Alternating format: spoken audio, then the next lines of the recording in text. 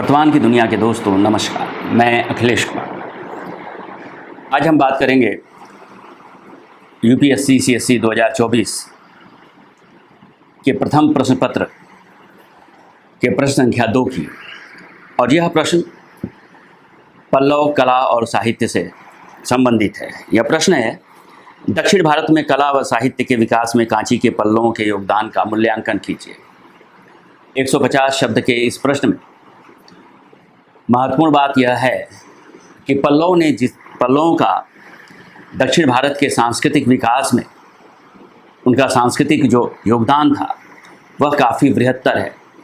और ऐसे में 150 शब्दों में हमें उन्हें समेटना बेहद मुश्किल काम है, क्योंकि यहाँ पर सिर्फ स्थापत्य कला या सिर्फ मूर्तिकला या सिर्फ चित्रकला या साहित्य के बारे में पल्लवों का जो योगदान रहा है उस पर प्रश्न नहीं है, बल्कि इन सबको समेटते हुए है। पल्लव स्थापत्य कला के बारे में जब बात करते हैं तो 4 प्रमुख शासकों के नाम प्रमुख रूप से हमारे सामने आते हैं, जिसमें महेंद्र वर्मन, नरसिंह वर्मन द्वितीय और नंदी वर्मन के नाम आते हैं, जिन्होंने अपनी अपनी अलग अलग कला शैली विकसित की।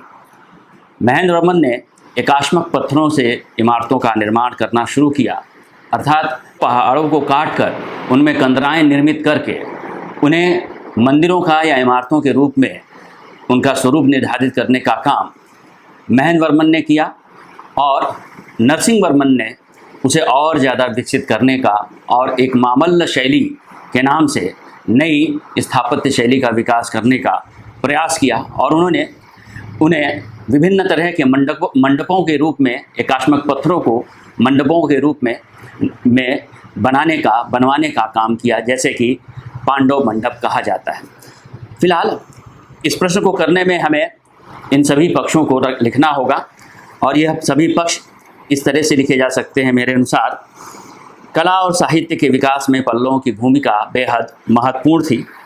द्रविड़ प्रदेश में पल्लव एकाश्मक मंदिर शैली और भवन रूपी मंदिर निर्माण शैली के प्रवर्तक माने जाते हैं। ये मंदिर महेंद्र वर्मन शैली, मामल्ल शैली, राज सिंह शैली और अपराजित शैली में निर्मित हुए। जैसे मामल्लपुरम के पंच पांडव रथ, अन्य तटीय मंदिर, कांची का कैलाशनाथ मंदिर और गुड्डी मंडलम के परशुराम मंदिर आदि, यह सारे के सारे पल्लव स्थापत्य कला के महत्वपूर्ण उदाहरण हैं। मंदिरों का ही निर्माण पल्लव शासकों ने नहीं किया, बल्कि उन्होंने मूर्तिकला के क्षेत्र में भी विशेष योगदान दिया। इन तमाम मंदिरों में जिन मूर्तियों का निर्माण हुआ, या जिसमें मुख्य रूप से जो नंदी बैल की मूर्तियां थी, गंगा अवतरण के जो दृश्य थे, या अर्जुन की तपस्या से संबंधित आदि जो मूर्तियां थी, उन मूर्तियों का निर्माण इस काल के पल्लव शासकों ने कराया था। इसके अलावा इसके प्रमुख शासक महेंद्र वर्मन का योगदान भित्ति चित्रों के संदर्भ में भी था, यानी चित्रकला के संदर्भ में भी था। और सित्तलवासर की गुफाओं के जो चित्र हैं, वह गुफा के चित्र महेंद्र वर्मन ने ही बनवाए थे।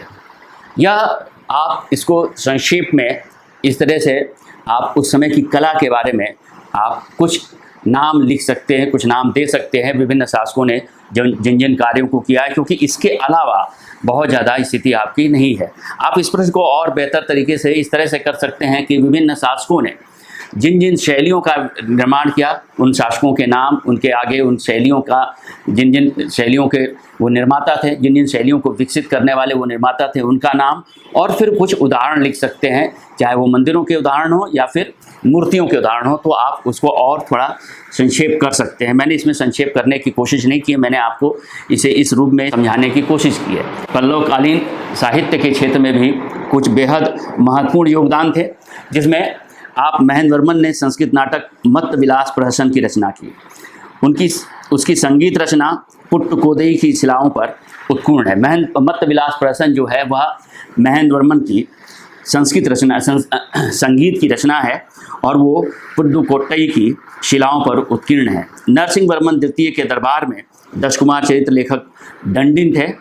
तो वैष्णव विद्वान तिरुमंगलई अलवार भी इस समय थे, और उन्होंने नालाधीर प्रावधम नाम की रचना का संग्रहण किया था। शैव पंथ की जो प्रमुख रचना है तिरुमुरई, उसकी भी रचना इसी समय में हुई।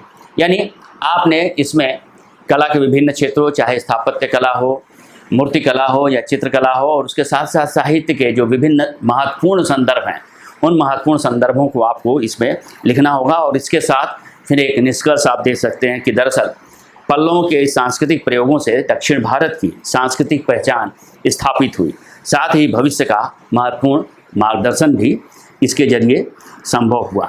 तो कुल मिलाकर इस तरह से आप इस प्रश्न को कर सकते हैं।